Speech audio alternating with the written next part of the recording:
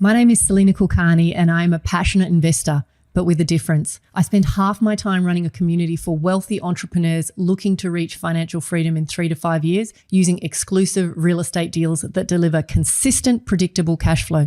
The other half of my time, I support motivated young adults who want to get started on their wealth building journeys. I've been a chartered accountant and investor in the trenches for over 25 years, but I didn't come from money. So I want to help those who want to be self-made, master the fundamentals, and fast track their financial freedom. I've had all the cuts and bruises in the past, and now in this podcast, I want to share real life experiences on what has worked, what hasn't worked, and how you can take action that will set you apart from 99% of other investors so that you can get the results you want faster. Hey guys, welcome back to the podcast. In today's episode, I actually want to talk a little bit about concept around how do we exploit and react to a volatile or fragile market. So there's a lot of people who entered the real estate market over the last couple of years who, benefited from massive growth in a very short space of time. And a lot of those people that overextended themselves are now in huge financial pain. And, I have great compassion for them. So this episode is really around saying if you are already in the game and you're maybe suffering a little, what are some thoughts or actions that you could consider? And at the other end of the spectrum, if you haven't started investing and you are looking to start, I want to give you some insight into how you might alter your thinking about opportunities in the coming 12 to 18 months. So there was a book published by a guy called Nassim Taleb, who was a mathematician turned trader turned writer. And it's called Anti-Fragile. Now, this guy's the author of a lot of really interesting books, Black Swan and things like that. But one of the things he talks about is that you can be three kinds of investors, particularly in environments like today. You can be fragile, meaning whenever things don't go your way or, there's disorder, you are damaged. And then there's the resilient. There's people who are mostly, for the most part, unaffected by, chaos in the economy. And then there's the third category of people that he describes as anti-fragile. So these are people who actually benefit from disorder. So I guess the question I'm asking is, what is it that we could do to be the anti-fragile, meaning we benefit from disorder, we're not dragged down the gurgler? So there's someone who often comes up in response to any sort of conversation around anti-fragility or knowing how to avoid fragility, and that is the Roman philosopher Seneca.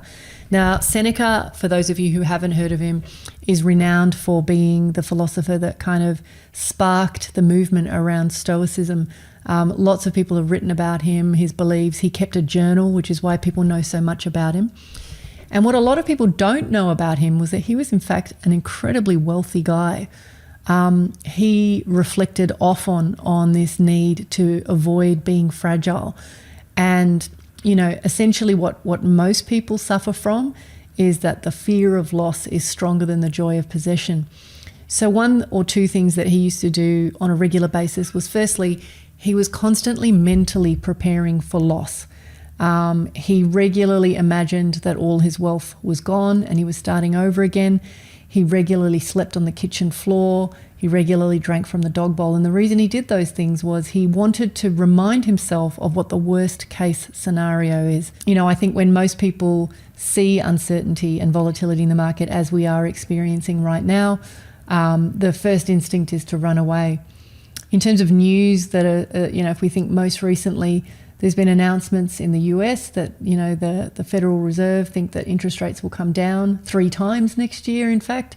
And then there's, commentary in our market saying that, interest rates may not have, done enough to slow down the inflation rate. So, a lot of conflicting information, a lot of really worrying information for a lot of people. So this is going to be a very short podcast, but the essence of this particular podcast from my perspective is really to just give you food for thought. The first one is, if you are in the unlucky situation right now where you are feeling completely stretched, you've overextended yourself, you're struggling with your repayments on debt, you find yourself in a position where you're barely keeping your head above water. One of the things that I struggled with as a younger investor, and I found myself in that position many times, was it would have been very simple for me to actually exit one of my assets or exit my primary asset and just sort of go back half a step to square one. And yet I struggled so much with that. And I understand, it's really hard. You've made all this effort to buy this asset. It's expensive. Transaction costs are high.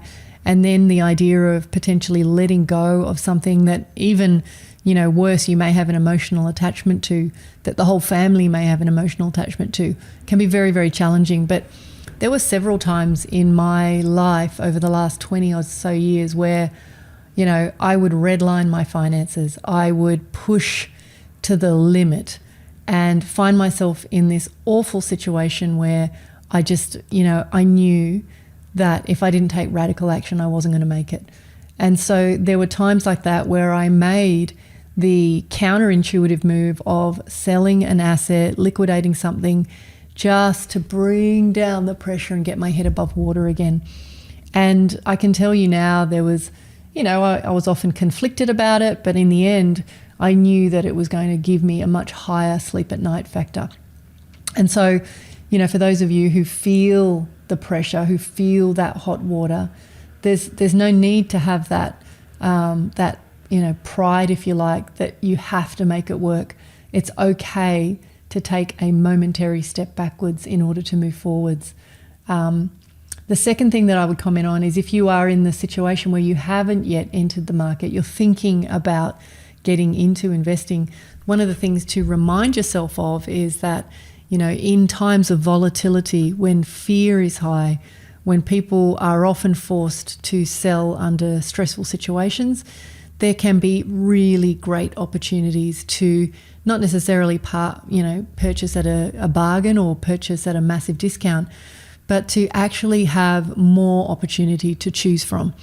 And so from my perspective, as a real estate investor particularly, I would be looking at the next 6 to 12 months, particularly if I'm buying my first property, as an opportunity to get my ducks in a row, make sure I'm ready. Do I know my borrowing capacity? Do I know how much cash I have? Am I good with my money? Am I being a great steward?